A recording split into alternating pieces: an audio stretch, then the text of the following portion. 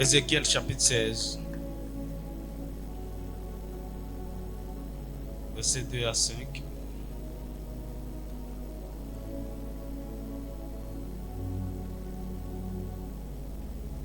Amen. Livre d'Ézéchiel chapitre 16, verset 2.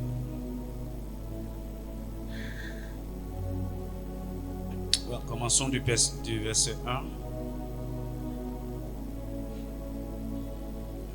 La parole de l'Éternel fut adressée en ces mots: Fils de l'homme, fais connaître à Jérusalem ses abominations. Tu diras: ainsi parle le Seigneur l'Éternel à Jérusalem. Par ton origine et ta naissance, tu es du pays de Canaan. Ton père était amoréen et ta mère une Hétienne. À ta naissance, au jour où tu naquis, ton cordon n'a pas été coupé. Tu n'as pas été lavé dans l'eau pour être purifié. Tu n'as pas été frotté avec du sel. Tu n'as pas été enveloppé dans des langes. Nul n'a porté sur toi un regard de pitié pour te faire une seule de ces choses. Par compassion pour toi, mais tu as été jeté dans les champs le jour de ta naissance, parce qu'on avait horreur de toi. Dis-moi Amen. Genèse chapitre 2, chapitre 12. Genèse chapitre 12, verset 1 à 3.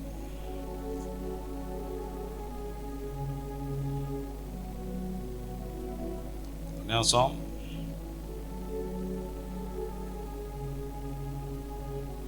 L'Éternel dit à Abraham: va-t'en de ton pays, de la patrie, de ta patrie et de la maison de ton père. Dis avec moi: de la maison de ton père. Dans le pays que je te montrerai, je ferai de toi une grande nation et je te bénirai. Je rendrai ton nom grand et tu seras une source de bénédiction. Je bénirai ceux qui te béniront et je maudirai ceux qui te maudiront. Et toutes les familles de la terre seront bénies en toi. Amen. Que Dieu bénisse sa parole. On peut s'asseoir dans sa présence. Le jour où tu fus né, nul n'a eu pitié de toi pour te faire une seule de ces choses. Et la première de ces choses, c'est: nul n'a coupé ton cordon ombilical. Nul ne t'a lavé, nul ne t'a frotté avec du sel. Le jour où tu es né,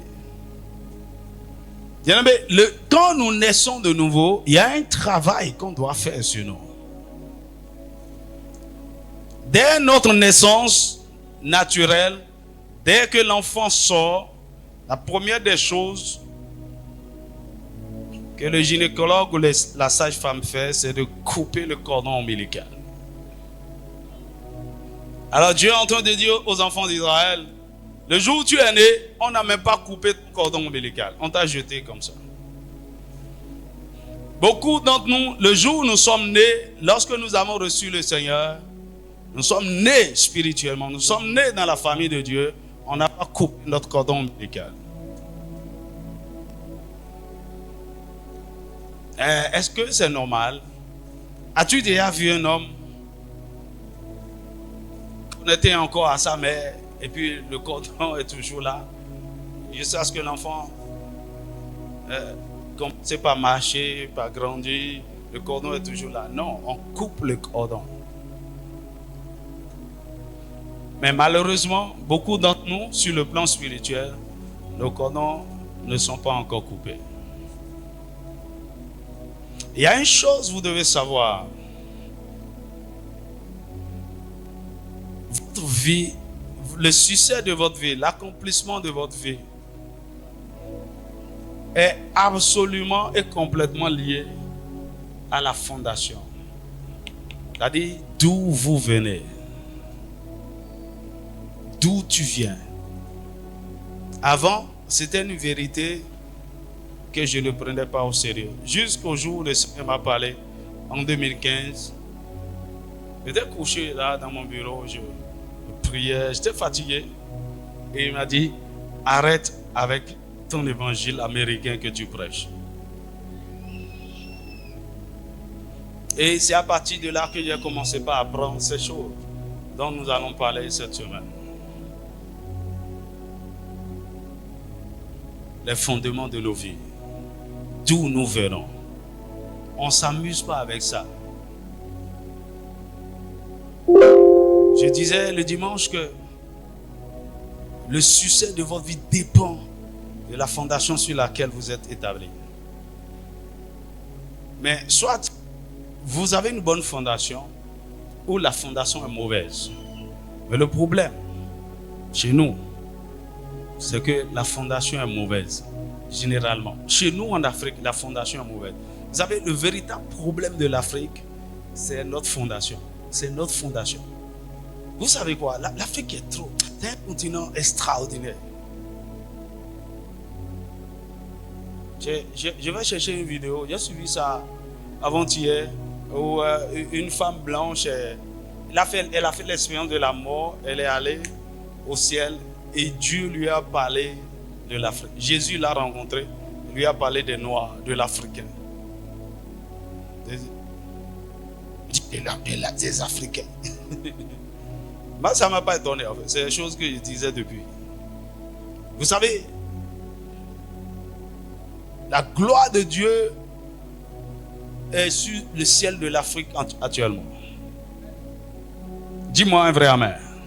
La plus grande révolution technologique et scientifique que le monde connaîtra et qui va nous amener à la rencontre du Seigneur, ça va se passer en Afrique. Le continent est tellement riche et puissant. Actuellement, il est en train de faire quelque chose avec nous. Et il m'a dit, ça n'a rien à voir avec toi. C'est prophétique. Je vais annoncer quelque chose. C'est votre identité. Dis-moi un vrai amen. Nous sommes riches, nous sommes puissants, nous sommes un peuple intelligent. Nous avons des capacités, des potentiels. Mais c'est quoi notre problème? Le fondement est mauvais. La terre de l'Afrique a un problème. Tu crois que c'est pour rien que nos présidents sont des pilleurs, des voleurs? C'est l'origine.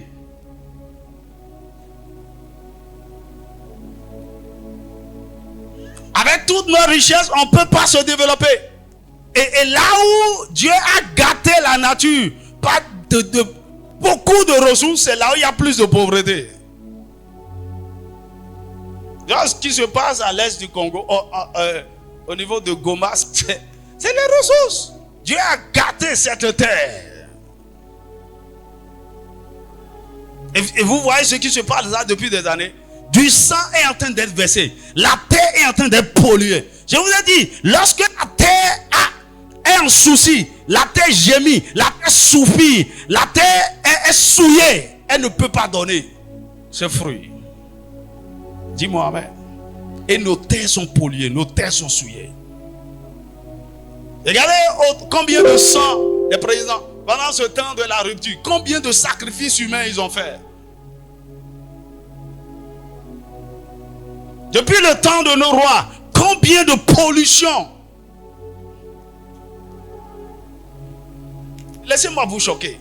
Ce n'est pas les routes, les marchés, tout ça là. Ce n'est pas ça le développement de l'Afrique. Ça c'est de l'illusion. Sortez de là.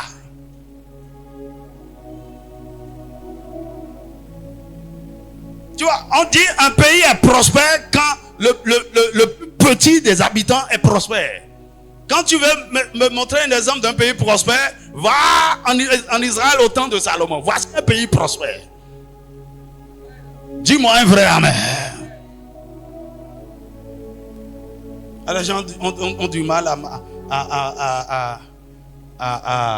manger. Vous êtes en train de dépenser des milliards pour organiser fête de photos. Écoutez, si on veut nous faire développer, il y a tellement de choses à faire pour développer la culture. Il y a tellement de choses à faire. Tellement de choses. Mon ami, je connais le pays. J'ai visité le pays. On va le faire encore cette année.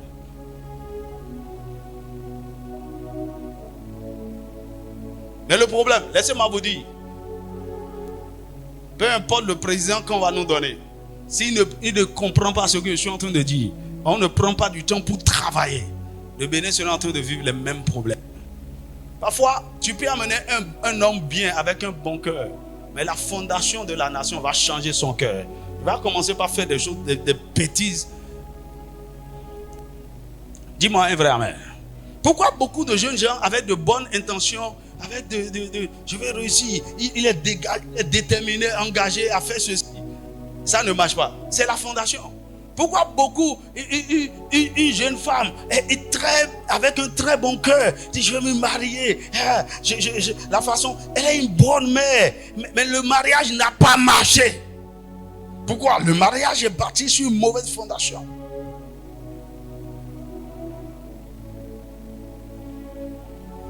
Alors écoutez ceci, je vous en prie. Ne prenez pas votre vie juste comme ça. Voilà, je prie, je viens à l'église, je cherche boulot. Vous devez vous asseoir à un moment donné. Vous qui ne faites pas ce travail, il y a beaucoup de gens ici.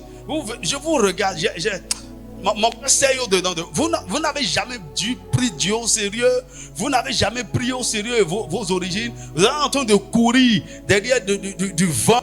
On vous dit de vous asseoir, de comprendre, d'écouter la parole, de comprendre et de traiter ces choses, vos problèmes spirituels. Certains pensent que même on exagère. Oh, parce qu'il y a toutes sortes d'évangiles bizarres. Vous avez écouté que la grâce de Dieu suffit. Quand tu acceptes Jésus, les choses anciennes sont passées. Voici, toutes choses sont devenues nouvelles. Est-ce que les choses anciennes sont vraiment passées? Ou parce que tu es en train d'avoir un semblant de succès, tu es en train de gagner un peu d'argent, tu ne prends pas ces choses au sérieux? Mon ami, fille en midi.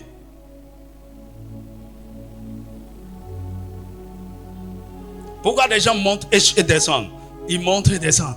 On ne comprend même pas ce qui s'est passé. On ne comprend même pas. Ce jeune, et puis tout à coup, il est mort. Tout à coup, on ne comprend. Mon ami, il n'y a pas de fondation. Ou la fondation est mauvaise. Quand c'est mauvais, prenez du temps pour traiter ça d'abord.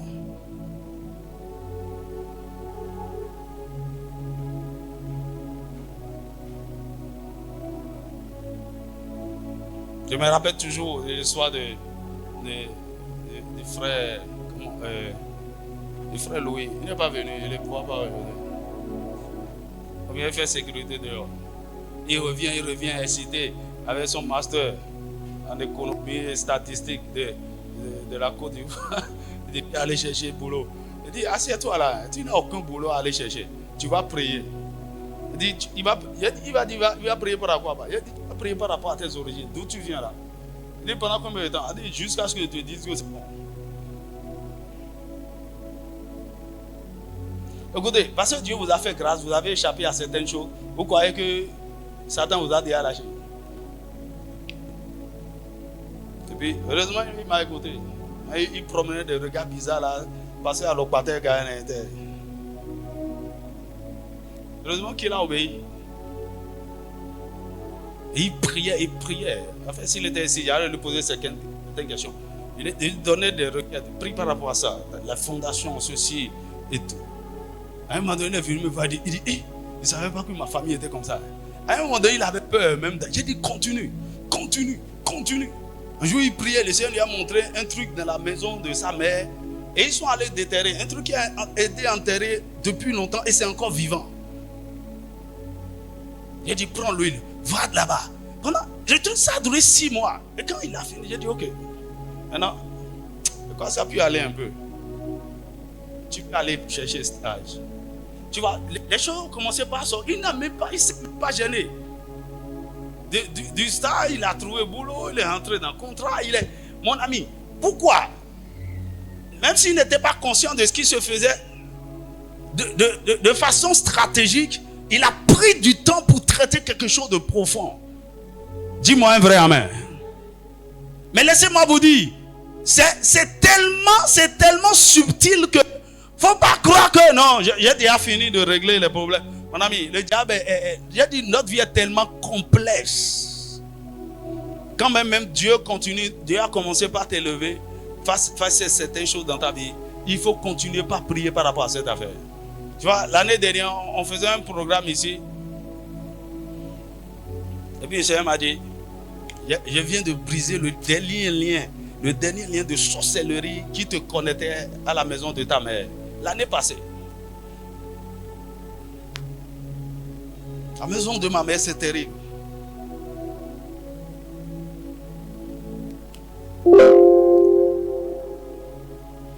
Alors donc, quand on parle de ces choses, faut pas m'écouter seulement. Hein.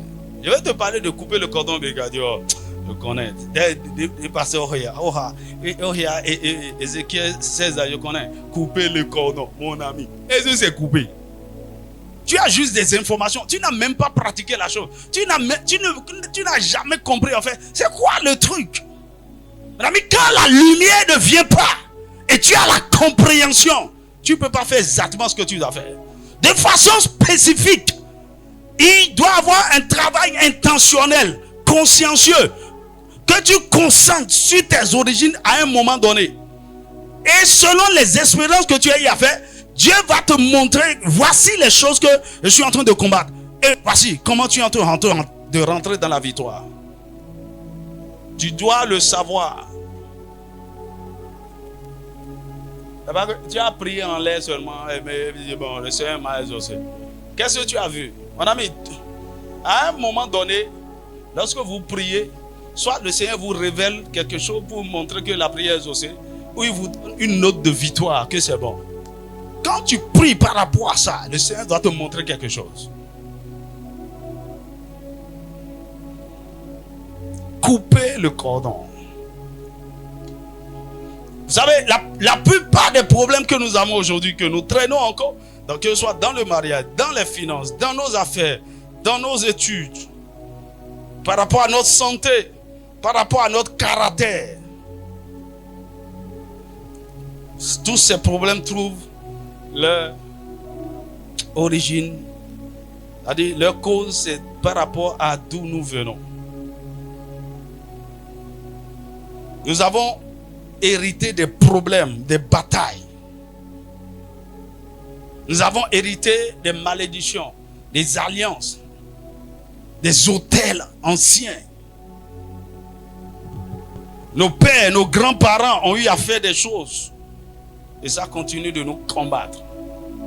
Et quand je viens au Seigneur, de par la révélation de la croix, je dois combattre ces choses-là intentionnellement. Je ne vais pas les considérer que, oh non, c'est déjà bon, je suis en Christ, tout est réglé. Non.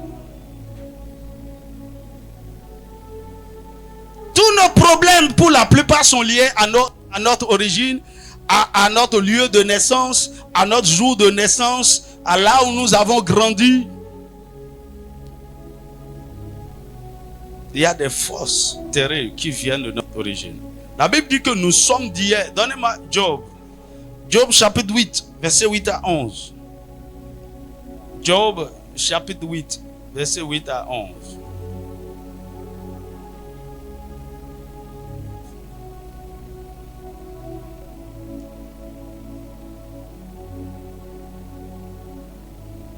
Il dit quoi? Interroge ceux des générations passées. Sois attentif à l'expérience de leur père. Ceux des générations passées, ceux qui sont dans vos grands-parents, toute la famille là. Écoutez, à un moment donné, vous devez vous poser des questions aux anciens. Depuis ceux des générations passées et leur père. Vous devez connaître l'histoire de votre famille, d'où vous venez. Écoutez, le Saint-Esprit ne vous révélera pas tout. Il y a des choses, c'est quand on est en train de vous raconter l'histoire que le Saint-Esprit tient compte de ceci, tient compte de ceci, tient compte de ceci.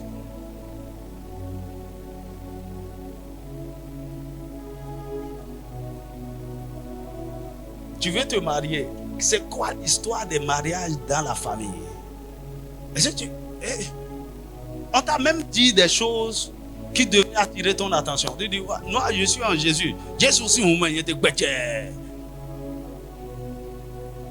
L'ignorance là.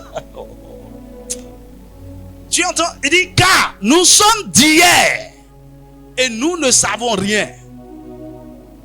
Nos jours sur la terre ne sont qu'une ombre. Nous sommes d'hier. Et je vais parler à ceux qui disent ici, mes parents sont chrétiens. Écoutez, mon père était un grand apôtre, ayant servi le Seigneur de façon redoutable. Quand le Seigneur m'a parlé, il dit, ton père a été limité, il n'a pas vraiment réussi la mission que je lui ai donnée, à cause de toutes les batailles liées à ses origines. Je parle. Moi, je suis né en Christ. Il faut arrêter ça. Hein. Les choses là, vous devez traiter ça proprement. Nous sommes d'hier et nous ne savons rien. Retourne au verset 9 là. Nous sommes d'hier et nous ne savons rien.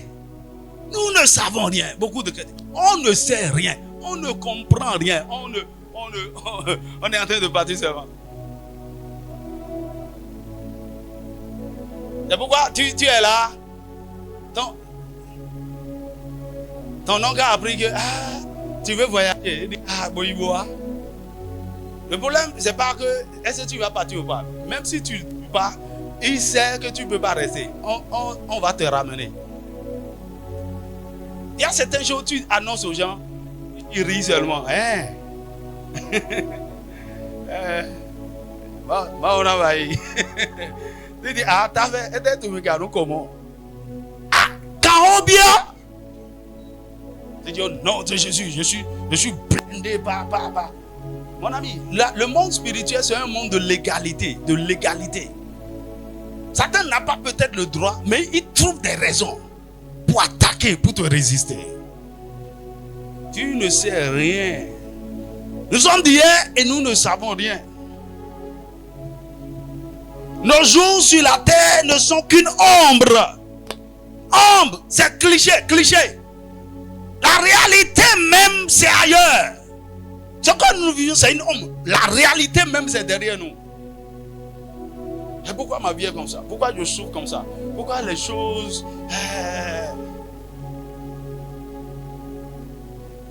Et donc quand tu remportes un semblant, un type de succès, tu dis... Alléluia, le Seigneur m'a délivré finalement. Mon ami, c'est pas encore vrai. C'est quand on s'est marié, mon épouse dit, vraiment, j'ai échappé à la maison de mon père. Elle dit, là, ma ho deblo. Elle m'a dit, il y a un son fils. Tu as échappé. Écoutez, il y a certaines choses, Dieu nous donne à crédit. On n'a pas encore le droit de posséder ça pleinement. Parce qu'à tout moment, Satan peut venir. Et il a des raisons pour nous réclamer. Tu n'as pas vu des gens construire une maison, on les a dépossédés. Parce qu'il y a des papiers, il y a des choses, ils ont tout perdu. Ce qu'il pensait avoir, ça lui a échappé. Parce qu'il n'a pas fait d'enquête. Il ne connaissait rien d'hier. Il ne connaissait pas l'histoire de ce terrain. Posez des questions. Pourquoi il y a des gens qui... Vous ne prenez rien pour acquis. Le Seigneur est en train de me bénir. Le Seigneur est en train de me lever. Ça va, mon ami. Est-ce que tu connais l'histoire?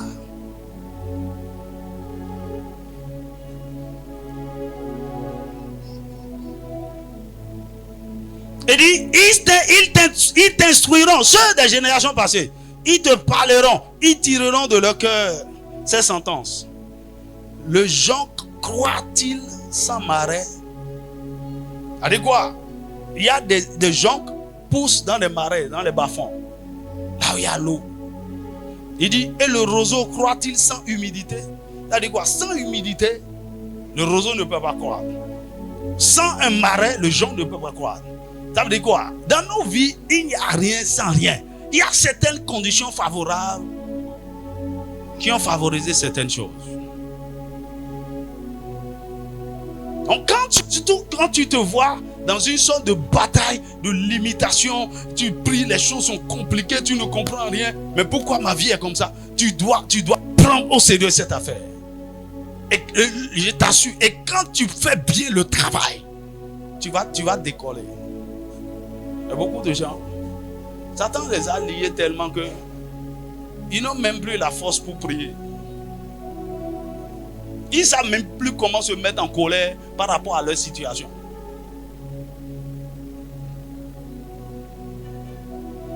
Que le Seigneur te réveille et te communique une passion saine. Dis-moi un vrai amen. Donc il y a certaines choses qui sont en nous, autour de nous, par notre naissance, des choses que nous avons héritées, des batailles, des alliances, des malédictions.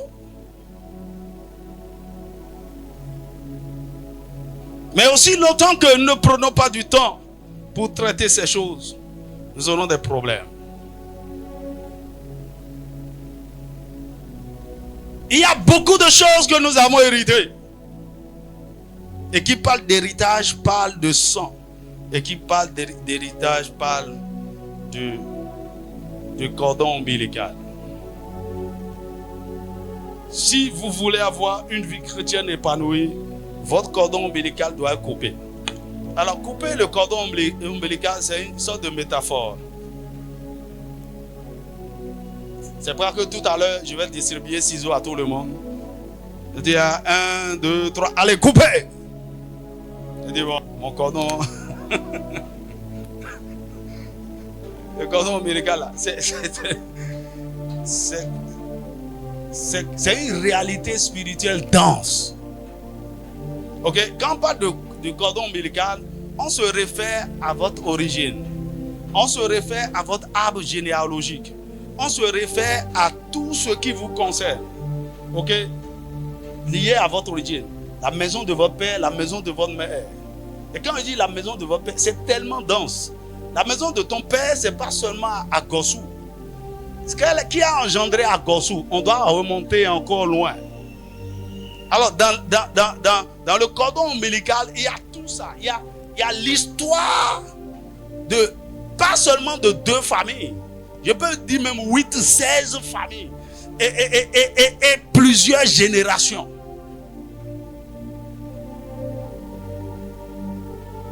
Alors, quand on dit couper le cordon ombilical, c'est se séparer de ses origines. C'est sortir de la maison de son père et de sa mère.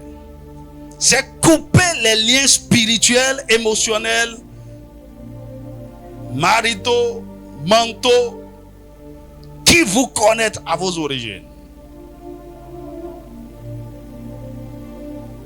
C'est se consacrer entièrement et totalement à Dieu afin d'accomplir votre destinée prophétique à l'instar de notre père Abraham.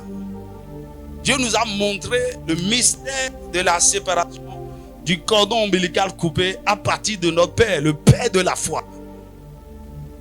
Dieu lui dit, Abraham était né dans une famille idolâtre. Et Ézéchiel 16 nous montre l'origine de son père, l'origine de sa mère. Dieu lui dit, Abraham, je veux te rendre grand, je veux te rendre puissant. Tu as une grande destinée à accomplir. Je veux que toutes les nations, toutes les familles de la terre soient bénies en toi. Mais avant, sors. Tu sors de ta patrie, donc de ta ville natale, de là où tu es né. Tu sors de la maison de ton père. Écoutez, Abraham est sorti physiquement, mais pas seulement physiquement. Avant il doit sortir aussi spirituellement, émotionnellement. Mais il est sorti physiquement. Mais avant qu'il ne sorte totalement, spirituellement, mentalement, émotionnellement, il lui a fallu 24 ans. Et quand il est totalement sorti, Isaac est né, le fils de la promesse, est né après. Écoutez, à 99 ans, c'est là que Dieu vient lui dire, Abraham, marche devant moi et sois intègre. Tu continues de marcher comme les gens de la maison de ton père. C'est à cause de ça, Ismaël est rentré dedans, Agar est rentré dedans. C'est des habitudes de la maison de ton père. Tu es sorti spirituellement, mais tu n'es pas sorti spirituellement. Donc la promesse a tardé parce que Abraham n'était pas encore sorti totalement. Les promesses de Dieu, votre grande destinée ne peut pas pleinement s'accomplir aussi longtemps que vous êtes là-bas. Donc je peux sortir, j'ai reçu Jésus, je suis en Christ. Mais il y a plein de choses qui continuent de me contrôler. Je continue de vivre le péché. Je continue de vivre dans la vaine manière de vivre que j'ai hérité de mon père et que toute la famille partage. Il y a des alliances, des malédictions de la famille qui continuent de me tourmenter. Des souffrances, leurs douleurs, leurs maladies. C'est en train de me tourmenter. Écoutez, il y a certaines choses que je vois dans mon corps. Ça vient de mon père. Il dit, Seigneur, c'est pas normal. Je suis ton serviteur. Il dit, tu dois traiter ça.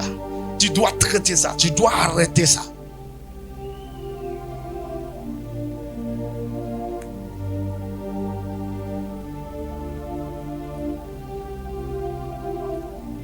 Dieu t'a donné une grande promesse. Il t'a donné une vision. Une grande vision à accomplir. Mon ami, si tu ne fais pas ceci, soit la vision ne s'accomplira jamais, ou tu vas juste voir un petit aperçu. Tu ne peux pas rentrer pleinement, totalement dans tout ce que le Seigneur a en réserve pour toi si tes origines te combattent. Tu dois sortir. Aide-moi à dire à ton voisin, tu dois sortir.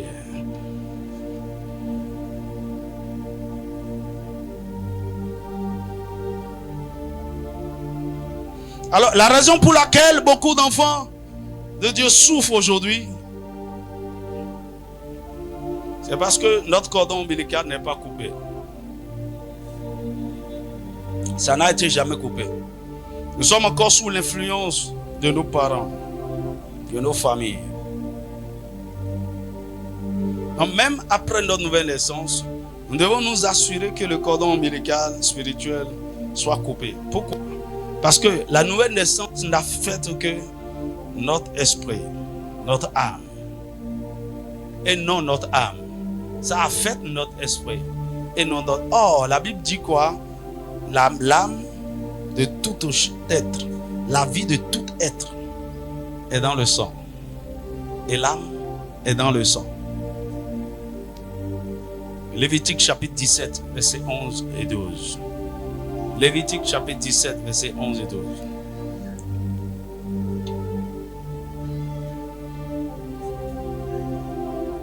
Lorsque je parle du cordon ombilical, je parle du sang, de votre, le sang, your bloodline. Ça coule de très loin.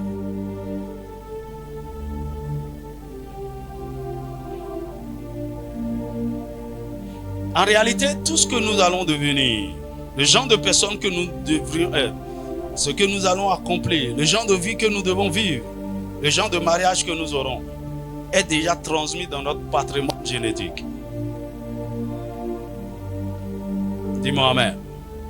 Et si là, nous venons au Seigneur et rien n'est fait, c'est cette réalité qui se reproduira certainement. Dis-moi amen. Alors, l'histoire du peuple d'Israël nous permet de comprendre cette réalité de l'origine et de naissance. Nous savons que le peuple d'Israël est un peuple choisi parmi toutes les nations, parmi toutes les autres nations, un peuple élu par Dieu. Alors, par élection, Dieu a béni Israël et a conclu avec Israël des alliances, Dieu a fait des promesses, Dieu a conclu avec lui des alliances de protection, de paix, de bonne santé, de prospérité, de longévité.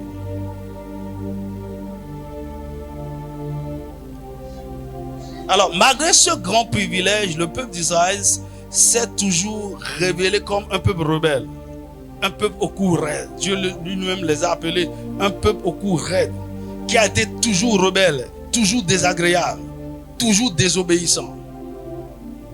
Nous avons vu comment Israël a changé la vraie adoration du Dieu véritable en l'adoration de faux dieux à plusieurs reprises. Ils ont laissé Dieu. Israël s'est détourné plusieurs fois du Dieu vivant pour aller adorer les dieux étrangers, pour aller chercher même les dieux étrangers, établissant leur autel même dans la maison de Dieu.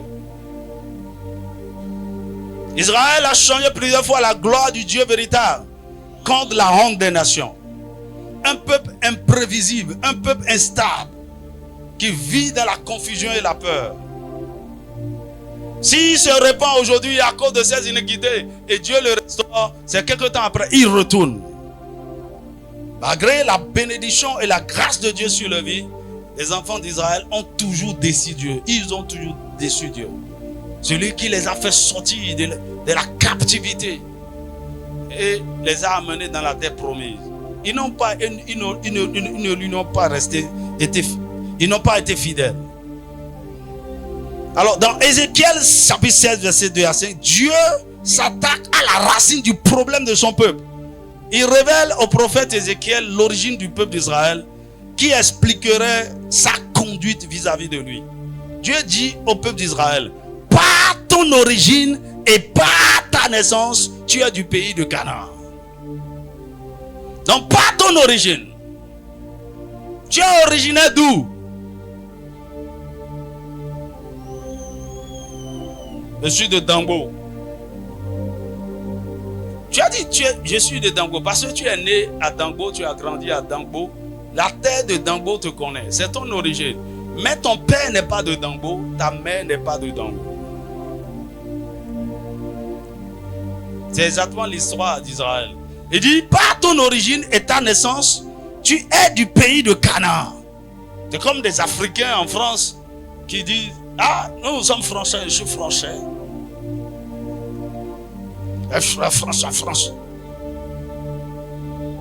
Tu n'es pas français d'origine, tu es d'où? Je suis de Rosé. Je suis de Soava.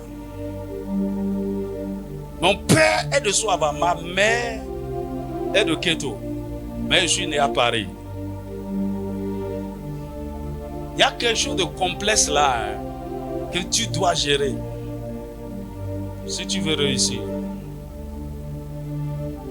Il y a beaucoup de nos femmes ici. Dès qu'ils ont un peu d'argent, j'irai accoucher au Canada. J'irai accoucher mon ami. Il faut accoucher, si tu veux, au pôle Nord. Si on veut t'appeler depuis Agégué, on va t'appeler.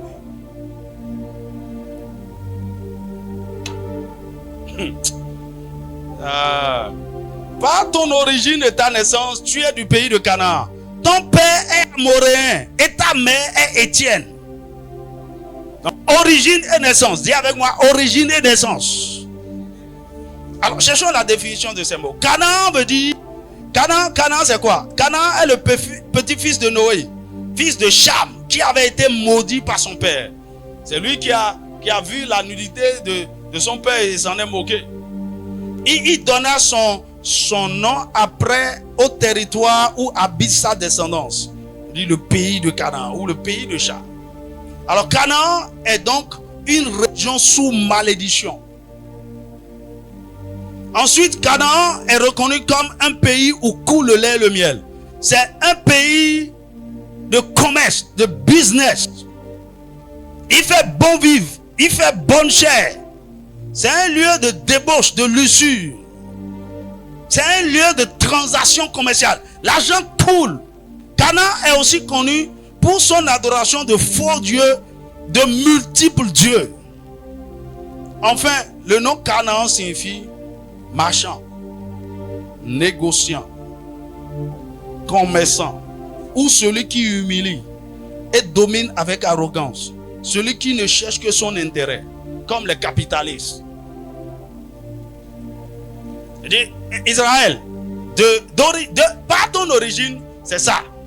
Maintenant, ton père est amoréen. Amoréen veut dire un homme amer, un rebelle, un têtu.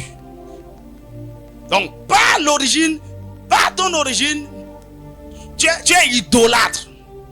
Tu ne poursuis que tes intérêts. Tu aimes la luxure, tu aimes le plaisir. Maintenant, ton père est un homme amer, un rebelle, un têtu. Ton père, c'est le caractère. Maintenant, ta mère, Étienne. Étienne signifie celle qui est brisée, qui a peur, qui est instable et confus, qui ne sait pas là où elle va, qui est tout le temps indécise. Quand tu prends toutes ces choses-là, tu comprends. Ah, Israël, on comprend, c'est normal. À cause de ton origine, de là où vient ta mère et ton père, c'est normal. Aide-moi à demander à ton voisin, tu viens d'où?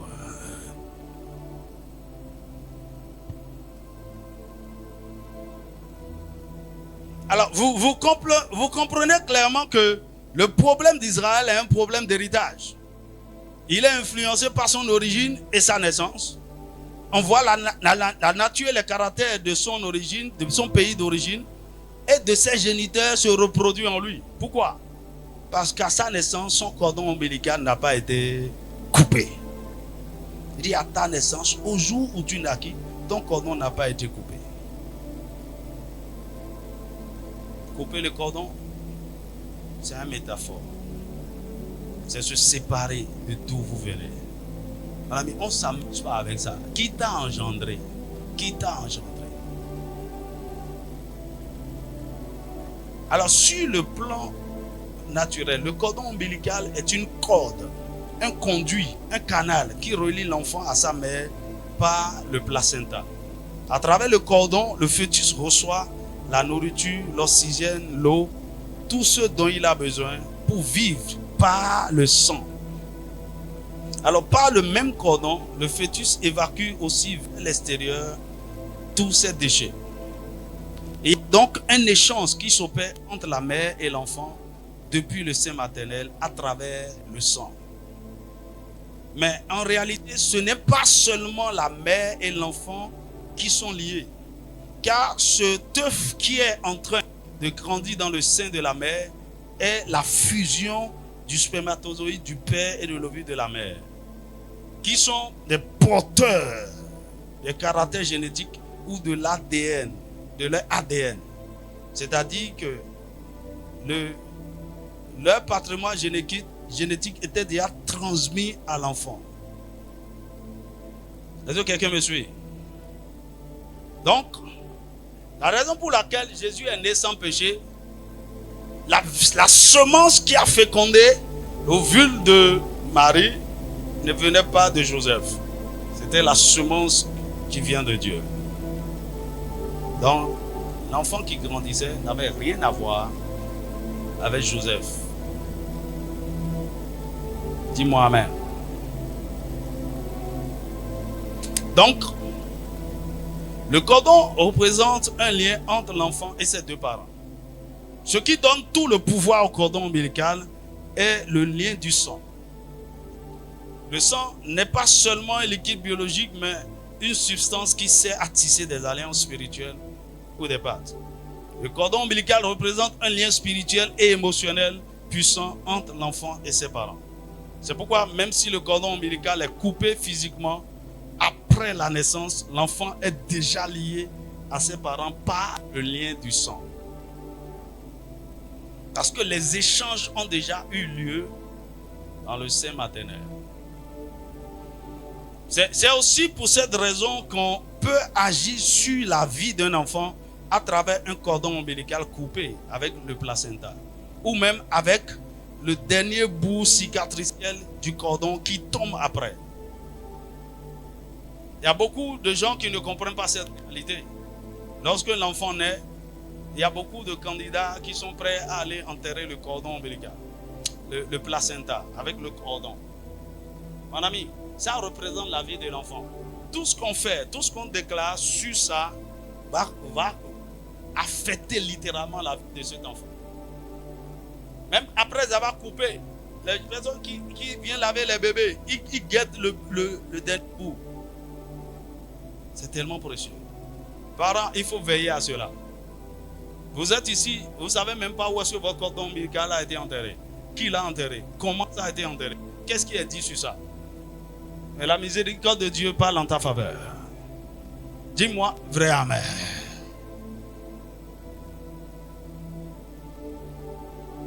Quand une personne malveillante reçoit le placenta,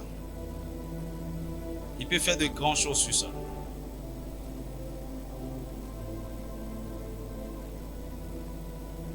Dis-moi amen. Alors, le cordon ombilical a une portée spirituelle très puissante.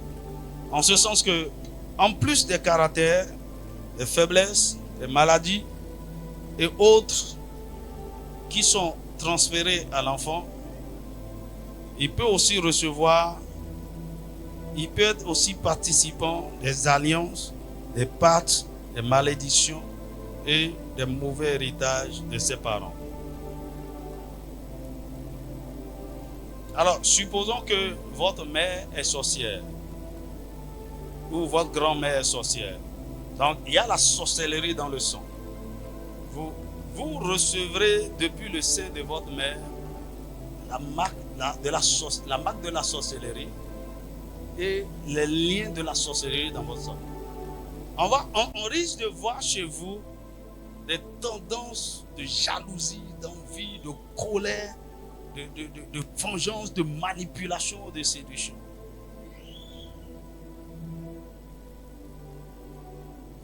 Ou bien votre père est occultiste, féticheur, votre grand-père, un magicien.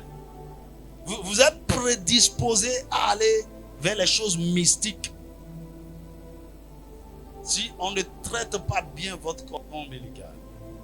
Votre père était polygame. Si vous ne faites rien, vous allez finir polygame. Même si tu es pasteur.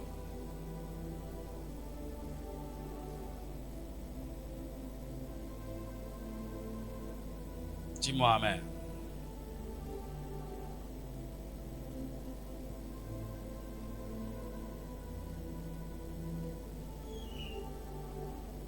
Alors, après votre nouvelle naissance, si vous continuez à subir les mêmes sports que les gens de vos familles, où ils veulent vous ramener derrière, où il y a tellement de batailles, ils ont accès à votre vie.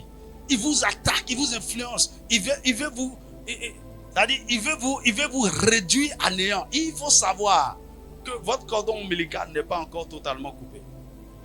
L'arbre généalogique, vous êtes encore connecté à l'arbre généalogique de votre famille. Et par là, on peut toujours passer pour vous atteindre. Dis-moi amen. Alors, si vous êtes conscient que votre cordon ombilical n'est pas encore coupé, alors vous devez vous asseoir et répondre à cette question de façon sérieuse. Quelle est mon origine? Dis-moi, demander à ton voisin, quelle est ton origine? C'est-à-dire, quel est ton village, ta ville natale? Quelles sont les réalités spirituelles, sociales, culturelles de cette région? Le village ou la ville est sous quel genre d'influence spirituelle et sociale? Quels sont les comportements des gens de ma famille? C'est quoi leur style de vie?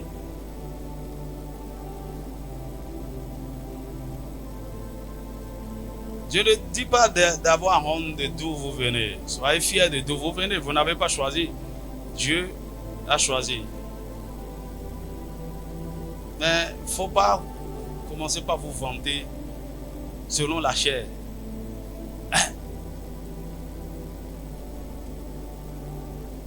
Actuellement, maintenant, il faut juste dire à certaines personnes en Europe, tu me connais, je viens du Bénin. Et ils commencent par trembler.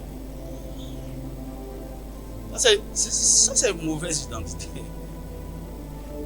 Voici des chrétiens qui disent, attends, écoute-moi, je suis d'Agonien. Je suis de... Il y a quoi de spécial par rapport à ça? C'est bon, tu viens de là, mais tu dois prendre au sérieux les réalités spirituelles de cet endroit. Il y a des gens, ce n'est pas la famille, c'est l'origine. La ville, ce village-là, ils ont des problèmes communs. Il y a un problème d'immoralité, il y a un problème d'alcool, il y a un problème d'orgueil, il y a un problème. C'est vrai qu'il y a aussi de bonnes choses.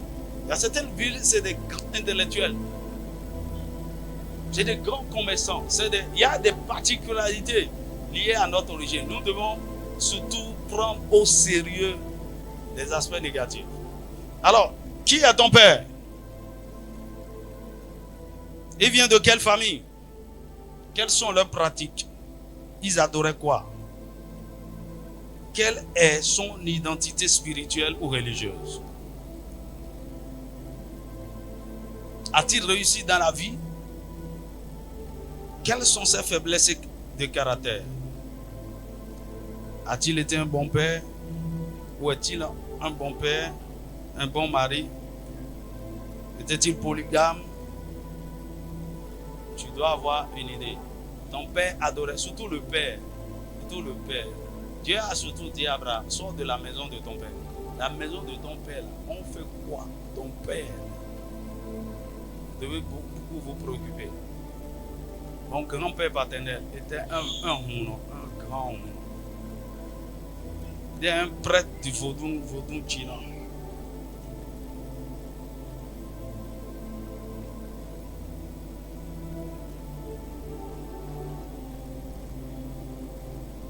Qui est ta mère? Elle vient d'où? De quelle famille? Quelles sont leurs pratiques?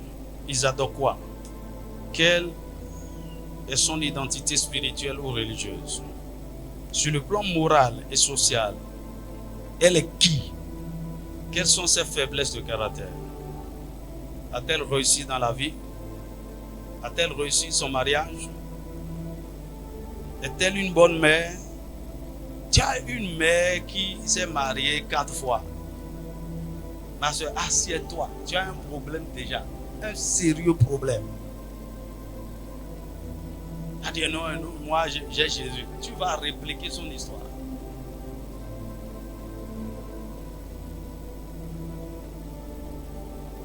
Est-ce que ta mère était une bonne mère? Une bonne épouse? Est-elle frivole, instable au foyer? A-t-elle changé souvent de mari? Tu dois connaître ces choses.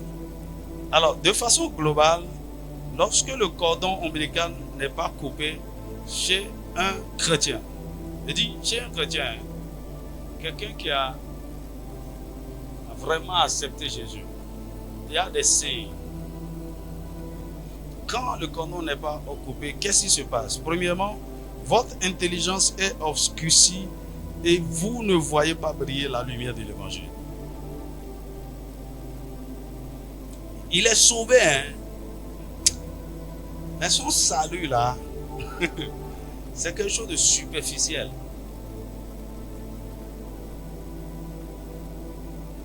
Je ne sais pas comment vous expliquer ça davantage. En fait, il y a quelqu'un qui ne s'est pas vraiment converti. Et il y en a plein ici. Il y a une soeur que je gérais comme ça, à cause de ses origines ténébreuses. Viens entrer dans la... Assieds-toi. Tu as un sérieux problème de délivrance. Mais le problème, elle ne veut pas du tout en prendre conscience. Elle est manipulée, contrôlée par les esprits qui lui parlent. Tout le temps, révélation. Oh, c'est les démons qui lui parlent.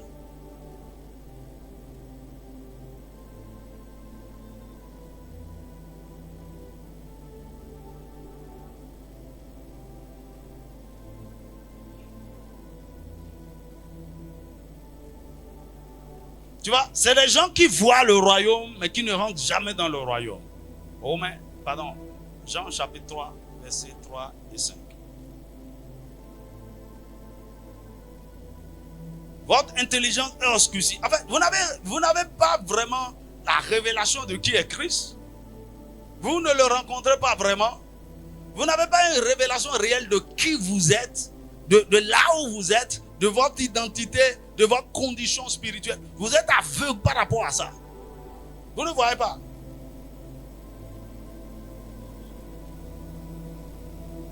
Il n'y a pas de compréhension, il n'y a pas de révélation. 2 Corinthiens chapitre 4, verset 3 à 4. Éphésiens chapitre 4, verset 18. Pourquoi il faut vraiment prendre au sérieux les requêtes de prière, les points de prière de cette semaine. Deuxièmement, la parole de Dieu n'agit pas en vous et sur vous parce qu'elle ne touche pas votre cœur. La parole de Dieu n'agit pas en vous et sur vous parce qu'elle ne pénètre pas votre cœur, ne peut pas pénétrer. Tu vois, c'est des gens qui sont très très lents à comprendre. Tu vois, il y a des révélations, lorsque ça vient vers vous, ça entre directement dans votre cœur. Et la transformation peut avoir lieu instantanément. Certaines choses peuvent être brisées, peuvent être cassées, Il y a des gens, soit en train de prêcher n'importe quoi, le feu peut être en train de descendre, tout rentre dans leur tête. Le cœur n'est pas connecté, il ne peut pas être touché directement. C'est le problème des cordons ombilicaux non coupés. Troisièmement, le Saint-Esprit ne peut opérer son ministère de transformation et de restauration en vous. Le Saint-Esprit ne peut opérer son ministère de transformation et de restauration en vous. Parce que en vous, il y a de la compétition. Il y a d'autres esprits qui compétissent avec l'Esprit de Dieu.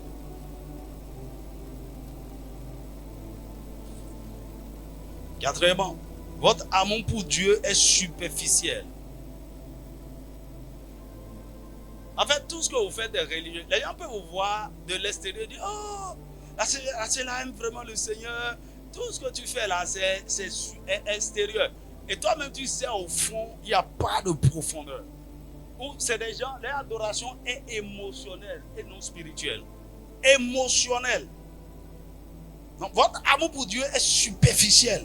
Pas d'intimité avec Dieu de façon profonde. Pas d'intimité. Il y a des gens qui ne peuvent pas prier profondément. Ils ne peuvent pas adorer profondément. Il ne peut pas. Vous êtes là, vous dites, oh, quelle atmosphère de gloire. Quelle présence de Dieu. Il ne voit rien, il ne sent rien. Alors, pour ne pas rester trop bizarre parmi les gens, ils se prosternent aussi. Ou ils secouent ses émotions et commencent par pleurer. Oh, l'esprit l'a saisi. Le moment viendra, répète-toi de ton hypocrisie là.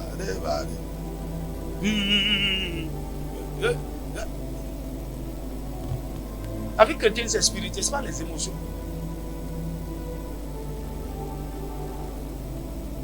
On commence par crier. Arrêtez certaines personnes, certains comédiens. 5. Votre amour pour les choses spirituelles n'est pas profond. Votre amour pour les choses spirituelles n'est pas profond. Pas de vie prière, de prière consistante. Pas d'amour pour la parole. Tout se fait dans la chair. Vous êtes un chrétien charnel. 6. Vous n'êtes pas vrai dans votre relation avec les autres à cause de votre superficialité. Vous n'êtes pas vrai dans vos relations, surtout avec les frères et sœurs, à cause de votre superficialité. 7. Vous êtes toujours victime des alliances et des malédictions de votre famille et de leurs conséquences. 8. Vous avez un grand retard dans la vie car vous êtes toujours tiré par derrière. On vous tire, que ce soit dans la maison de votre père. Enfin, ils se sont donné la main d'association pour vous tirer. Vous voulez avancer, vous faites un pas spirituellement, on vous fait 3 pas en arrière. On vous fait 9. Vous vivez la vie dont vous n'avez jamais rêvé. Tout va de travers. À un moment donné, vous n'avez pas le contrôle de votre vie. Vous ne gérez rien. Vous subissez, vous suivez. Vous vivez la vie dont vous n'avez jamais rêvé. 10. Les attaques de la sorcellerie et du monde des ténèbres sont faciles et fréquentes dans votre vie. Car vous êtes constamment exposé. À cause du cordon ou de l'arbre généalogique, on a accès constamment à votre vie. 12. Les autels sataniques de votre famille continuent par parler contre vous. Tout votre être, esprit. Il dit 11. Les autels sataniques de votre famille continuent par parler contre vous. Continuent par vous influencer. Il y a des réclamations, il y a des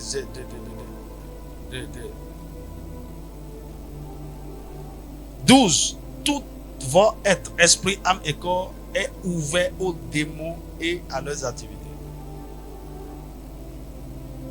Quelqu'un dont le cordon ombilical n'est pas coupé peut avoir Jésus dans son cœur et en même temps être démonisé. Pas possédé, démonisé. Les esprits peuvent contrôler ses pensées, ses émotions, sa volonté et la mener et dicter ses comportements à un moment donné. C'est des gens qui peuvent être manipulés, qui peuvent être utilisés par Satan, même sans le savoir. Et ils vont penser être en train de servir Dieu. 13. Vous n'avez pas le pouvoir de triompher des péchés et des faiblesses qui ont cours dans votre famille et qui finiront par vous détruire. Vous n'avez pas le pouvoir de triompher des péchés et faiblesses qui ont cours dans votre famille et qui finiront par vous détruire. Les vaines manières de vivre de la maison de vos pères, les liens d'iniquité vous contrôlent puissamment. 14. Vous manquez de faveur divine de façon constante. Vous manquez de faveur divine de façon constante. 15. Vous manquez de faveur auprès des hommes de façon durable. Vous manquez de faveur auprès des hommes de façon durable. 16. Votre mariage ne sera pas la joie.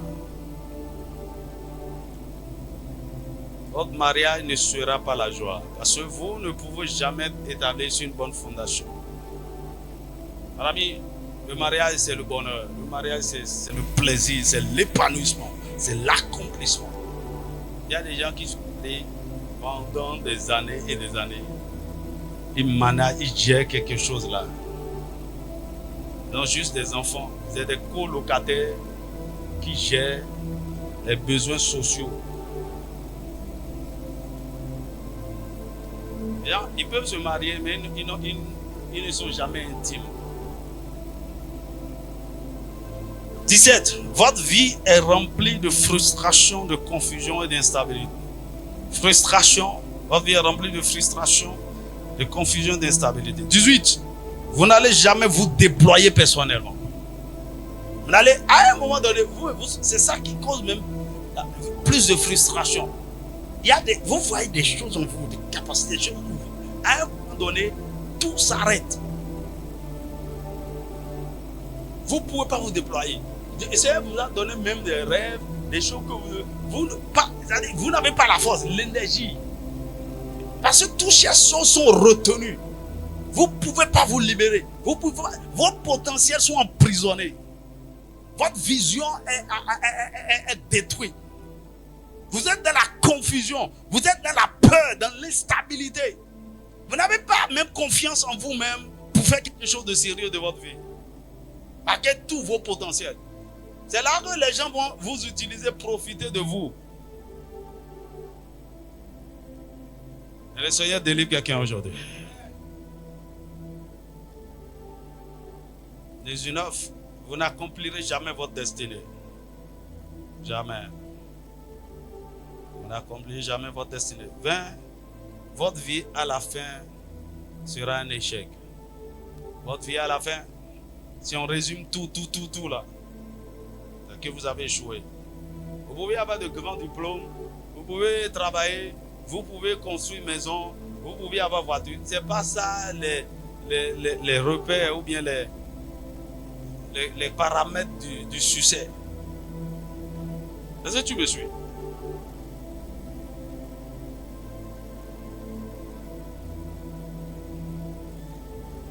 Faites attention. Hein.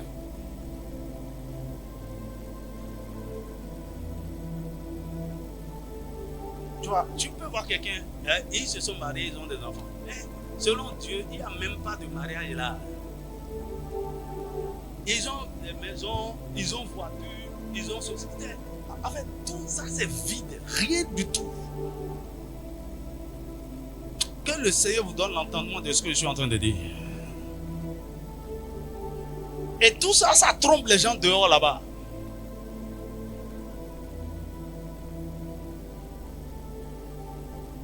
À quoi ça sert? Écoutez, votre épanouissement, votre joie se trouve dans l'intimité que vous avez avec le Saint-Esprit.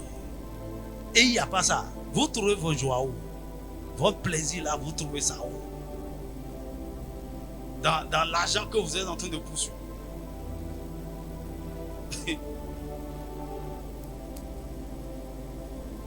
21. Vous n'êtes jamais séparés de votre passé. Vous n'êtes jamais séparés de votre passé.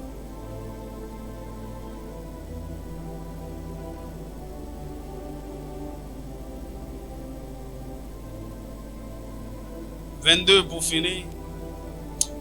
Ok, j'ajoute un autre point.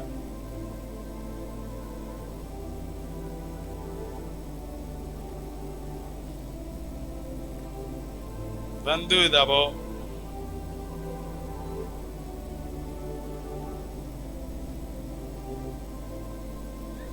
Vous souffrez. Les personnes dont le cordon n'est pas coupé peuvent souffrir facilement des troubles émotionnels. Des troubles émotionnels. Comme le rejet, le complexe d'infériorité, le complexe de supériorité, l'insécurité, le manque de confiance. Nous sommes vraiment troublés émotionnellement. Et maintenant, 23 pour finir. 2 Corinthiens 5, 17 ne devient jamais une réalité pour vous. 2 Corinthiens 5, 17 ne sera jamais une réalité pour vous. C'est-à-dire quoi? Vous êtes privé des merveilles de la rédemption. Tu vas citer ça seulement, mais tu ne peux pas vivre. Tu dis, oh, si quelqu'un est en Christ, c'est une nouvelle création. Les choses anciennes sont passées. Voici, toutes choses sont devenues nouvelles. Écoutez, les choses anciennes sont passées, toutes choses sont devenues nouvelles, c'est au bout d'un processus. Ce n'est pas instantané, c'est au bout d'un processus.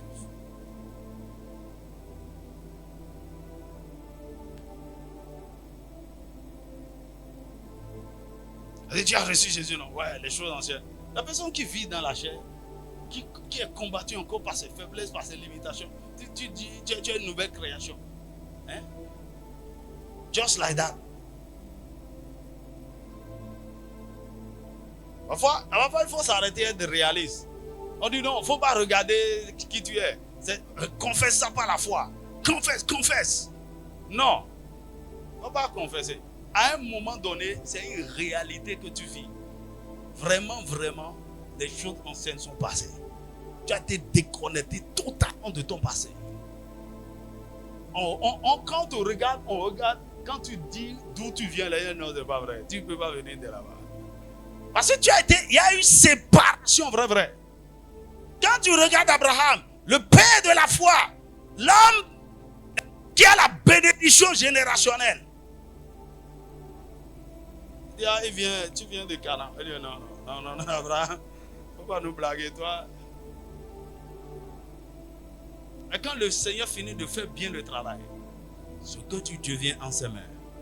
Ça dit quoi? Lorsque votre cordon ombilical est coupé, vous commencez une nouvelle génération. À partir de vous, Dieu commence une nouvelle génération. Une nouvelle histoire commence.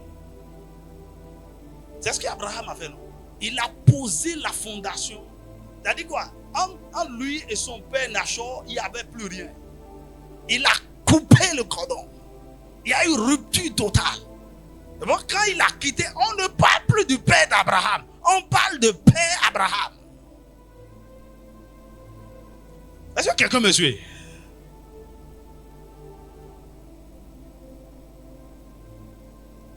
Donc, par toi, une nouvelle fondation est posée pour de nouvelles générations. Et la fondation actuelle là est posée sur de bonnes bases. Établie sur Christ, établie sur la justice, établie sur l'équité, établie sur des alliances puissantes à Dieu, établie sur des autels redoutables qui ont été érigés en l'honneur du Dieu vivant. Il n'y a plus de malédiction, des bénédictions générationnelles.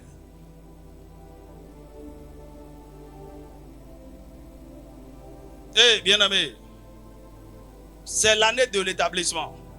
Pendant la saison de l'établissement, Dieu revisite les fondations. Il doit déblayer. Écoutez, il veut commencer de nouvelles choses avec chacun à partir de cette année. Prends du temps, sois un peu sérieux cette fois-ci. Par rapport à tes origines, il y a beaucoup de choses, je ne comprends pas. Tu n'as jamais pris du temps pour prier réellement. La chose ne t'a jamais pris tu Tu n'as jamais allé voir ton oncle vieux là, dit, parlez-moi de la famille. C'est-à-dire, quand le Seigneur voit, tu commences à poser certains pas. Ah, ok, maintenant tu deviens très sérieux là. Maintenant je vais te révéler des choses. Je vais te montrer des choses.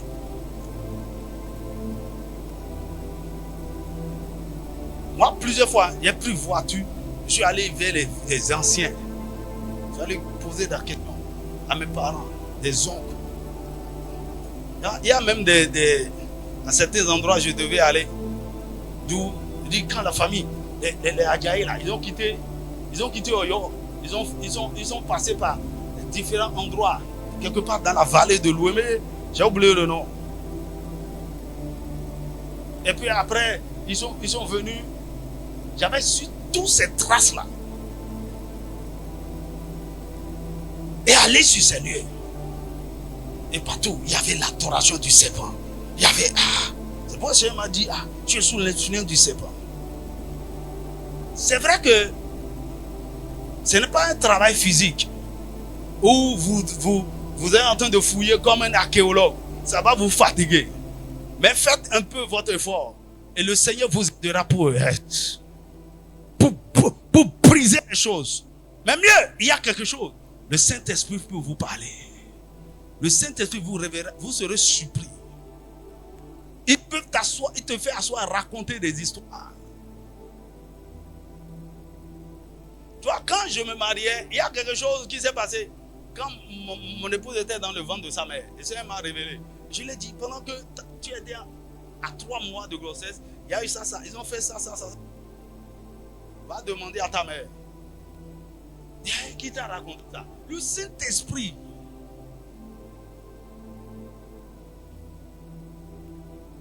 Pourquoi? J'étais décidé à comprendre. Seigneur, je veux entrer dans quoi? Montre-moi cette famille. Mon ami, j'ai vu des choses, j'ai dit, bon. Il y a quoi?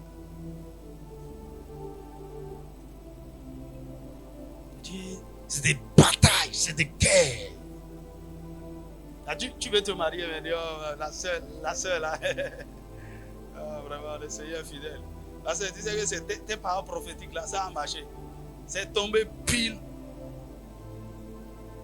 Et la soeur là est venue. Elle est venue, il n'y a pas de problème. Elle est jolie, elle est gentille, il faut laisser tout ça. Derrière ces joues fondants là, il y a quoi?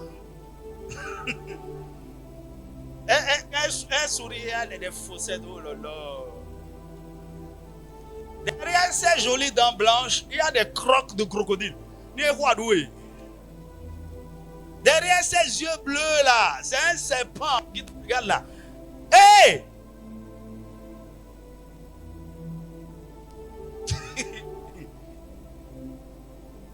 Réveille-toi. Hein? Mon ami, réveillez-vous. Chacun prie. Tu dois prier de façon passionnée. Surtout, Seigneur, montre-moi mes réalités spirituelles. Montre-moi d'où je viens.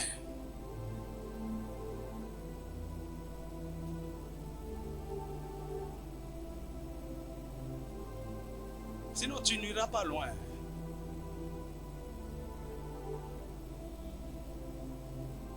Que le Seigneur t'aide.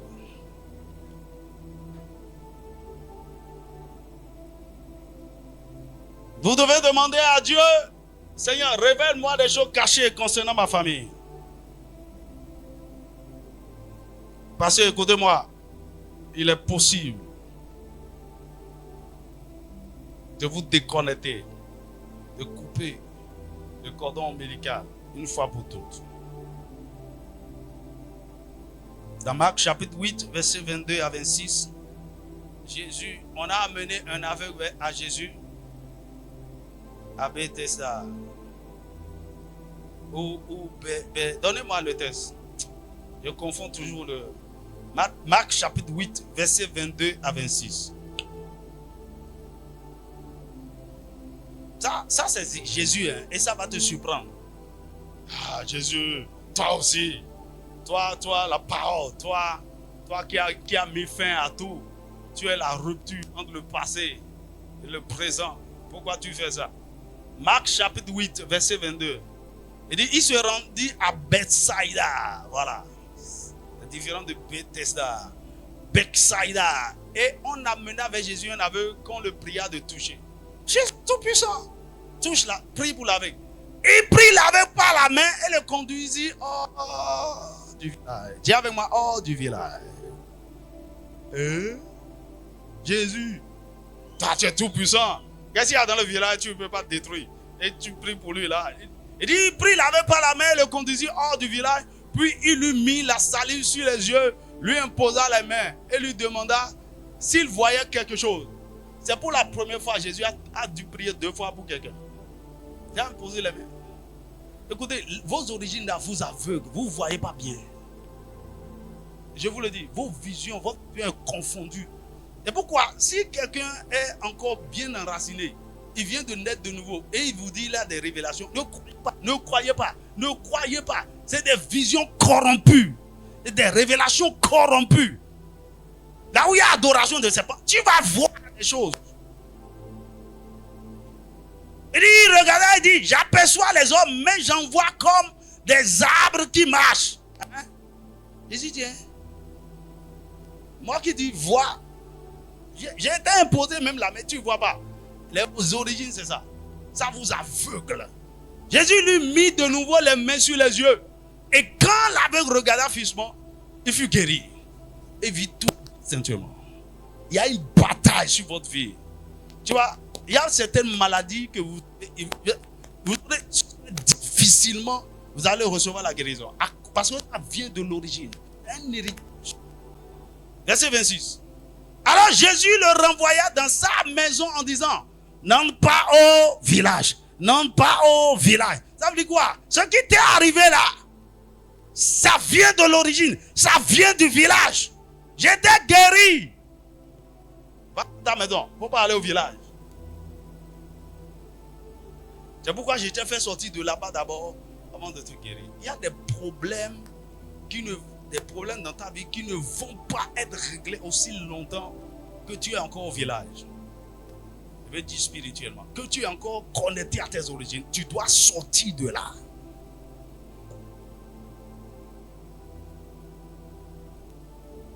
Dis-moi amen.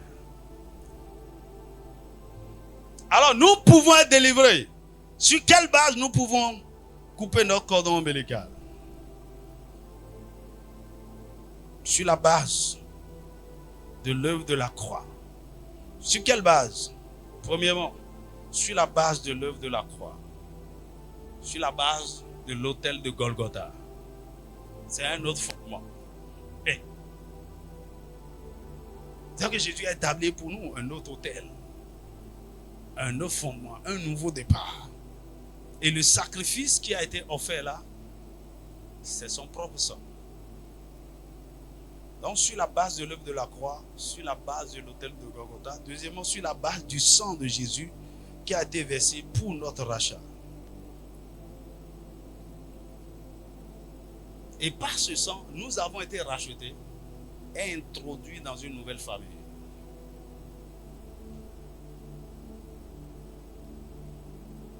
Et parce que nous faisons partie désormais de la famille de Dieu, il nous a adoptés dans sa famille.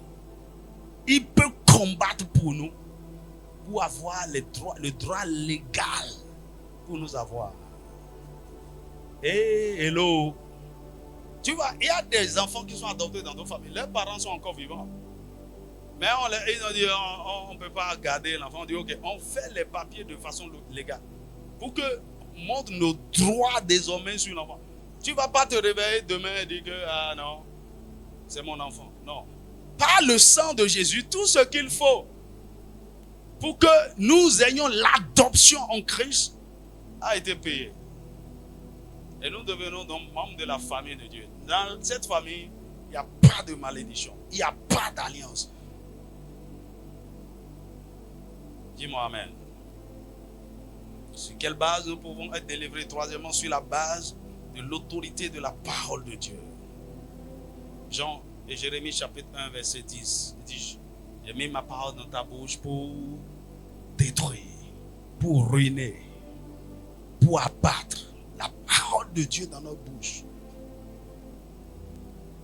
peut détruire, renverser les fondations, briser les liens.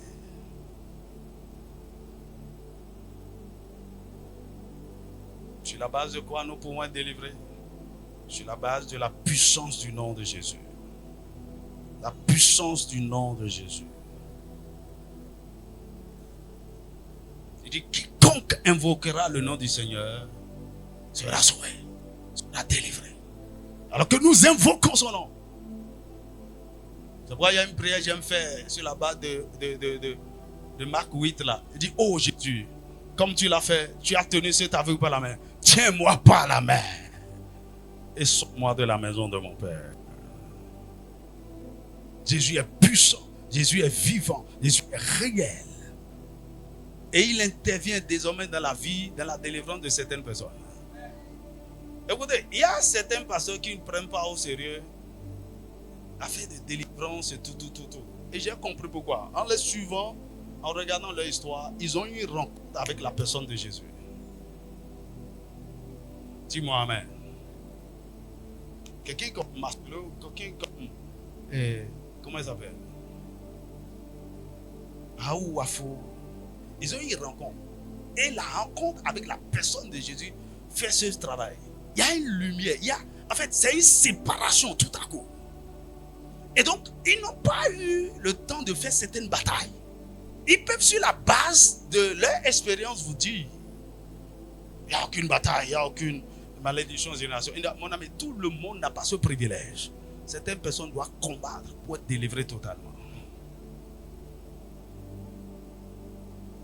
Et alors, pendant que tu crées à Jésus, tu peux le rencontrer. Tu peux le rencontrer puissamment.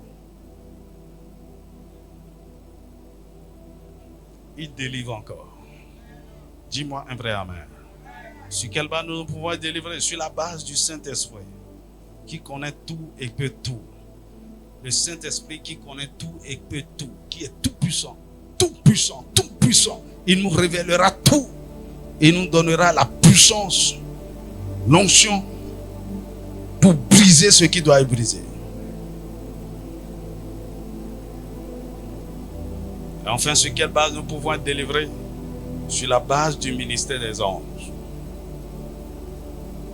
Les anges combattent pour nous dans cette affaire. Souvenez-vous, comment Jacob a été délivré de ses origines? Quand il a combattu avec l'ange de l'Éternel.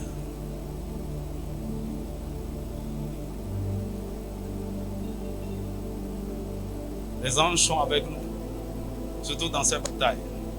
Plusieurs fois, on a expérimenté ça ici.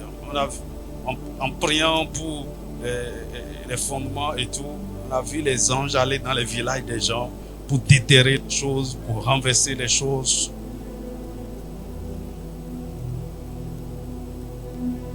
Et c'est ce que tu vas expérimenter dans le nom de Jésus.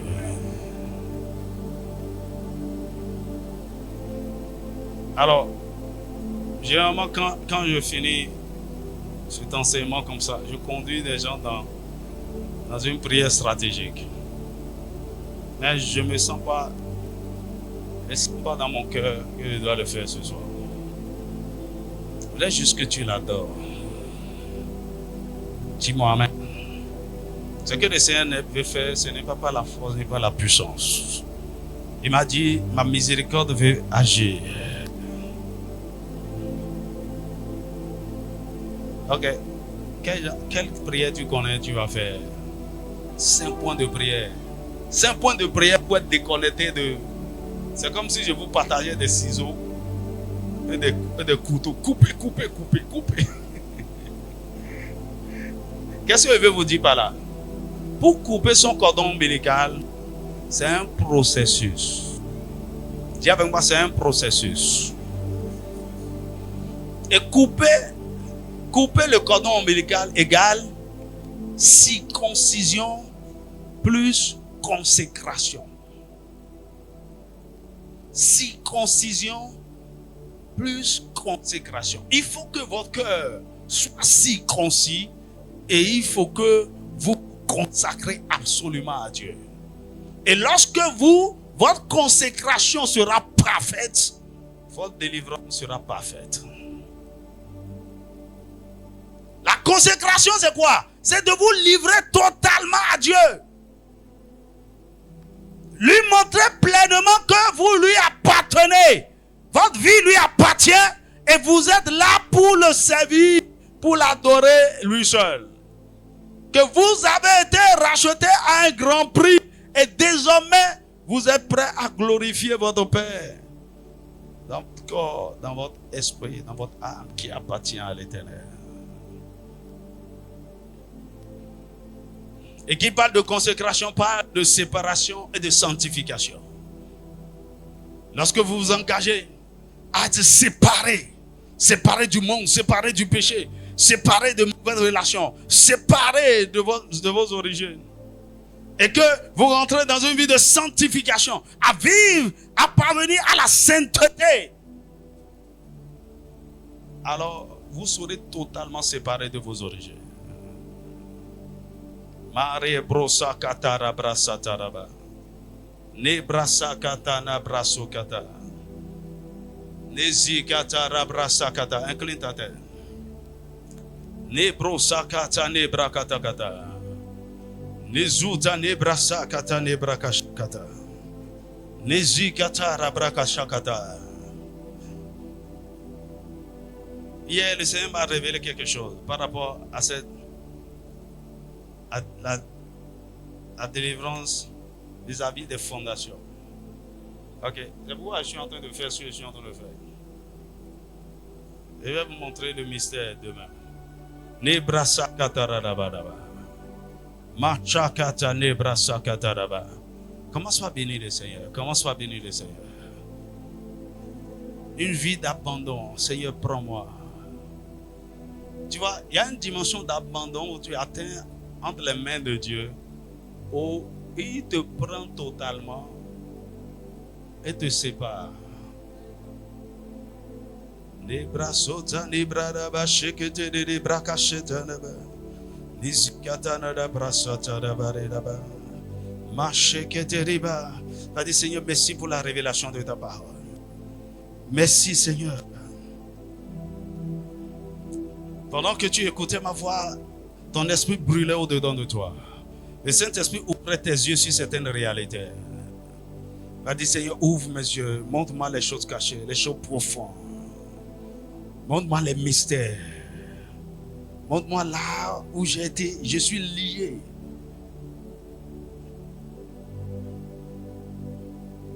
Vous savez, nos familles sont différentes, nos familles sont particulières. Et les réalités de ta famille diffèrent de les réalités des familles de l'autre. Donc la façon dont Dieu veut te faire sortir de là, c'est spécial. C'est spécial. On a dit Seigneur merci. Seigneur merci. Seigneur merci. Seigneur merci. Pour la lumière qui jaillit dans les ténèbres, pour la révélation de ta parole. Seigneur, ouvre mes yeux afin que je vois. Au-delà des informations, accorde-moi une connaissance révélée. Au-delà des informations, révèle-moi des choses claires sur la maison de mon père, sur la maison de ma mère. Révèle-moi des choses claires sur mes origines. Révèle-moi les batailles qui restent là encore. Révèle-moi les hôtels qui me réclament. Révèle-moi les alliances, Seigneur. Révèle-moi les malédictions familiales. Révèle-moi les paroles négatives qui planent encore sur ma vie. Seigneur, aide-moi. Seigneur, je suis fatigué de lutter. Je suis fatigué de cet aveuglement. Je suis fatigué de faire des efforts. Je suis pas fatigué d'avoir peur. Je suis fatigué d'être confus. Fatigué d'être instable. Fatigué, Seigneur, de lutter contre ces péchés, contre ces faiblesses, contre ces limitations. Oh Dieu, aide-moi. Oh Dieu, pardonne les péchés de mes origines. Pardonne les péchés de la maison de mon père. Pardonne les péchés de la maison de ma mère. Pardonne les péchés de ma belle famille. Pardonne nos crimes. Seigneur, aie compassion. Lave-nous, lave nos péchés. Lave-nous totalement. Oh Dieu, je ne crie pas à toi seulement pour moi-même. Je crie par rapport à toutes ces familles. Je crie par rapport à mes frères et sœurs qui sont en captivité. Seigneur, pardonne. Pardonne. Pardonne. Les chefs d'accusation.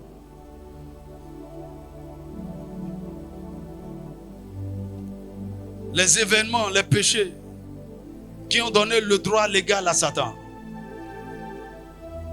de nous emprisonner, de nous lier, de nous contrôler, de nous manipuler. Oh Dieu, oh Dieu, oh Dieu, révèle les choses cachées. Révèle les choses cachées. Qu'est-ce qu'il y a dans ma vie qui donne des raisons à Satan pour me contrôler? Et je ne peux pas m'épanouir réellement en Christ. Je ne suis pas heureux. Je ne suis pas accompli. Je t'aime, mais je sais que mon amour pour toi n'est pas profond. Je ne peux pas t'adorer profondément. Je suis dans l'hypocrisie, je suis dans l'à peu près, je suis dans la religion. Oh Dieu, aide-moi. Aide-moi. Fais-moi miséricorde. Fais-moi miséricorde. Fais-moi miséricorde. Fais-moi miséricorde. Fais-moi miséricorde. De la même manière que tu as secouru cet homme de Bethsaïda. Seigneur, tiens-moi par la main et sors-moi de la maison de mon père. Sors-moi de mon village. Sors-moi de ma ville natale. Sors-moi de la maison de ma mère. Sors-moi de ma belle famille. Sors-moi, Seigneur. Marie brasata nebraka shakatadaba. Nebrasakatarabakata. Oh Jésus, je t'invoque. Oh Jésus, je t'invoque. Oh Jésus, je t'invoque. Oh Jésus, je t'invoque. Tu as dit que quiconque invoquera le nom du Seigneur sera sauvé. Sauve-moi. Sauve-moi. Sauve-moi. Sauve-moi. Sauve-moi. Sauve-moi. Sauve-moi, Jésus. Sauve-moi, Jésus. Sauve-moi, Jésus. Sauve-moi, Jésus. Délivre-moi de mes origines. Délivre-moi des malédictions. Délivre-moi des hôtels. Délivre-moi des réclamations. Délivre-moi, Seigneur. Yakatane brekete basaba. Yakatane breketeria. Ishakatane breketere. Anebrasa katadesha. Yakatane ba. Yakatane bradesha. Yakatana de. Yakatana. Seigneur, visite-moi, visite mes origines par ta puissance sur cet autel. Visite mes origines par ta puissance, par le ministère des anges. Visite mes origines, visite mes origines, visite mes fondations, visite la maison de mon père, visite la maison de ma mère, visite mon village. Visite-moi.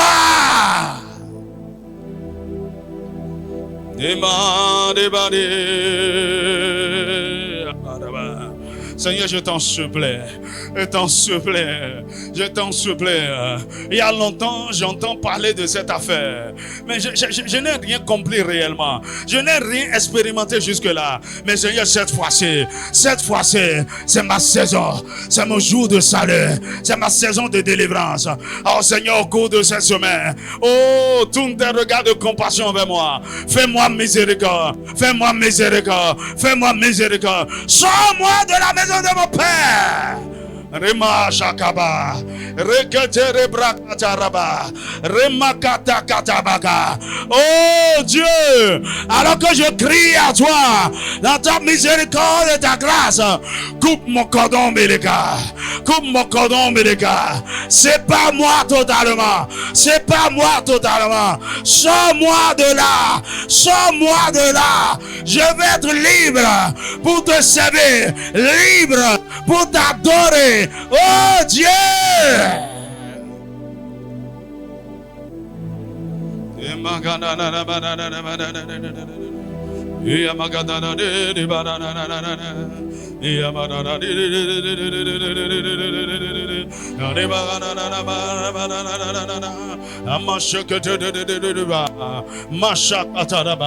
Bien-aimé, crie à lui. Il veut te faire miséricorde. Il veut te faire miséricorde aujourd'hui. Il veut te faire miséricorde. Il veut te faire miséricorde. Crie à lui, crie à lui, crie à lui, crie à lui. Tu as assez longtemps fait semblant. Tu as assez longtemps fait semblant. Il y a des démons qui te tourmentent. Il y a des esprits qui te tourmentent. Depuis quelque temps, tu n'es plus moi-même. Toi-même, tu sais, il y a une lutte en toi. Il y a une bataille en toi. Tu es confus.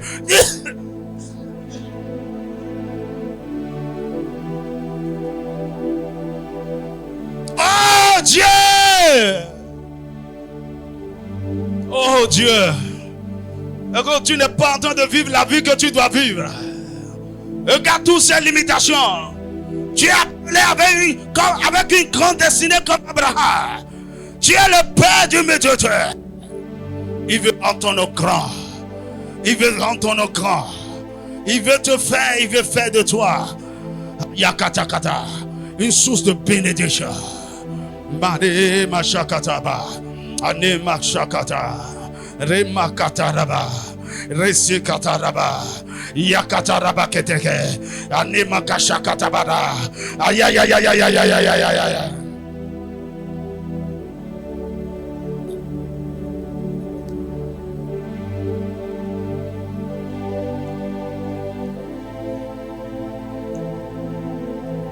Ah, crie à Dieu. Seigneur, miséricorde. Miséricorde. Miséricorde. Écoute-moi. Tu piètes dans la foi depuis 10 ans. Ça n'a pas d'importance. Tu piètes dans la foi depuis 15 ans, depuis 20 ans. Si un jour, il n'y a pas une délivrance réelle, tu ne peux pas être libre. Le Seigneur veut t'établir cette année.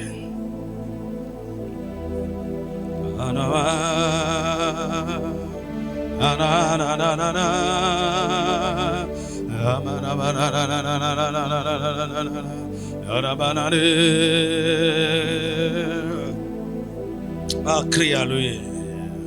Crie à lui. Fils de David, aie pitié de moi. Ah, fils de David, aie pitié de moi. Aie pitié de moi. Aie pitié de moi. Aie pitié de moi. Ah, marche que te débat. Fais-moi miséricorde. J'en ai assez de faire semblant. J'en ai assez de faire croire que ça va bien. La vie spirituelle est vide. Il n'y a qu'une profondeur. Il n'y a aucune sincérité. Je commence pas à m'assécher. Oh Dieu, aide-moi. Oh Dieu, aide-moi. Oh Dieu, aide-moi. Oh Dieu, aide-moi. Oh Dieu, aide-moi. Oh Jésus, aide-moi. Yema Yakaraba Rimakarabaka. Abraham connaissait ses origines idolâtres. Quelle est ton origine? Quelle est ton origine? Quelle est l'origine? Quelles sont les réalités de la maison de ton père? Crie à lui. Quelles sont les réalités de la maison de ta mère? Crie à lui. Oh Dieu!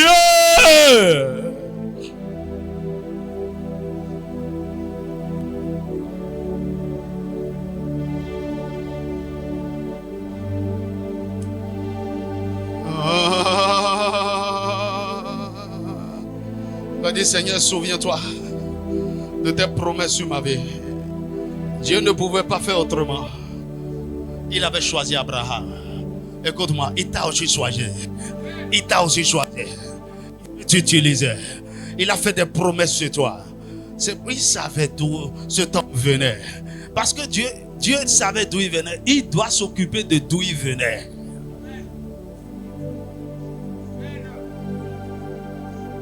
C'est ça que Jésus ne connaît pas d'où tu viens. Quelles sont les réalités liées à tes... Il sait bien. Mais écoute-moi. Il avait besoin exactement de quelqu'un comme toi, né de ton père, né de ta mère, né là. Écoute-moi. Quand je te parle aujourd'hui, il ne s'agit pas de mépriser ton père ni ta mère. Il les faut exactement pour avoir la personne que tu es. Nemashakata. Ton père peut être un sorcier, ta mère peut être une sorcière, ça n'a pas d'importance. Remakata Raba. Tout ce qui est important, c'est ce que Dieu a fait de toi. Tu es sorti de. Mamakata Raba. Makata Raba. Mais écoute-moi, tu as pris les bonnes et les mauvaises choses d'eux. Mais le moment est venu. Le Seigneur veut s'occuper de toutes ces mauvaises choses.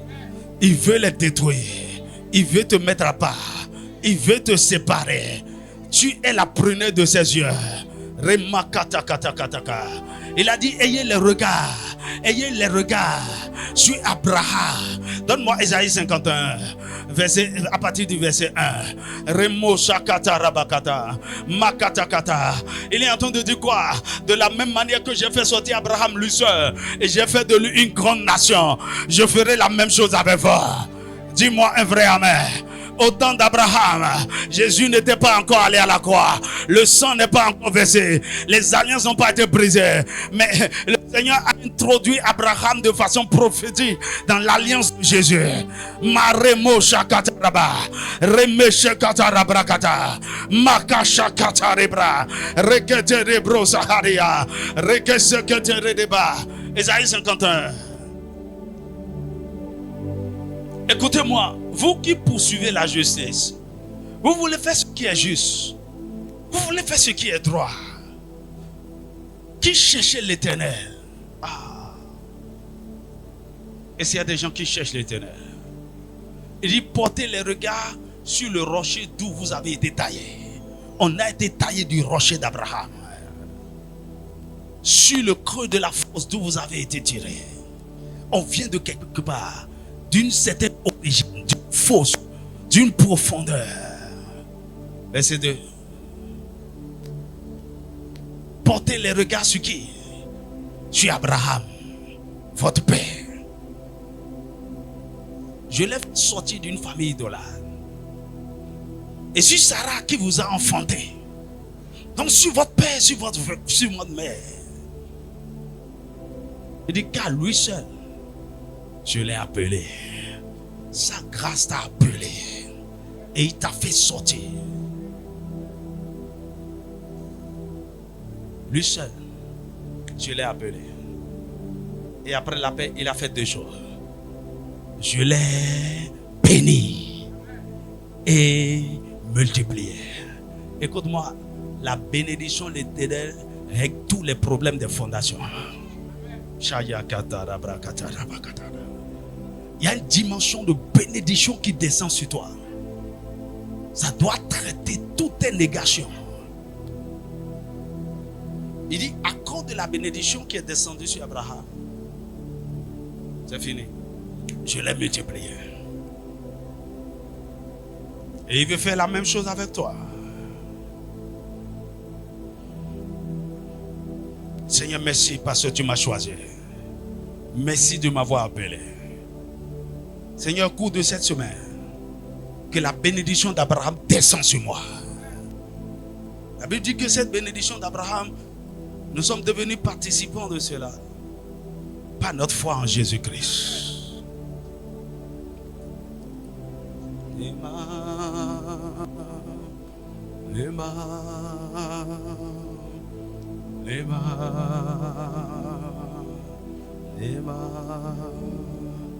Hier, il m'a montré un mystère. Il dit, au lieu de combattre ces choses-là comme ça, ça va te fatiguer. Il y a un moyen, il y a un mécanisme pour simplifier les choses. Je vais te montrer le secret demain. Le Seigneur a franchi quelqu'un aujourd'hui. Commence par lui dire merci. Commence par lui rendre grâce. Commence par le célébrer.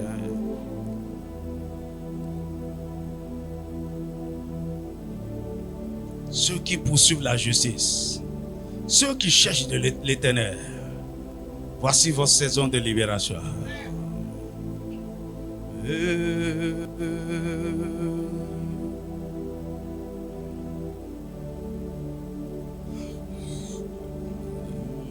Wago, and your mercy is forever. Hallelujah.